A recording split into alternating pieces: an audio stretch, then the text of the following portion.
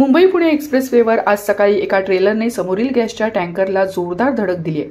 तर गॅसच्या टँकरने समोरील कार कंटेनरला जोरदार धडक दिल्याने 3 वाहनांचा विचित्र अपघात झालाय. तर गॅसेसच्या टँकरमधील चालकाचा केबिनमध्ये अडकून त्याचा जागीच मृत्यू झालाय. मुंबई पुणे एक्सप्रेसवेवरून पुण्याहून मुंबई ही तिन्ही वाहने जात असताना ती बोर घाटात आडोशी येथील नवीन बोगद्यात आली असता ट्रेलरने गॅस टँकरला तर गॅस टँकरने समोरील कार कंटेनरला जोरदार धडक दिल्याने 3 वाहनांचा विचित्र अपघात झालाय. तर टँकर चालक अक्षय ढेले याचा टँकरच्या केबिनमध्ये अडकून जागीच मृत्यू झालाय. तर कंटेनर चालक पळून गेला आहे.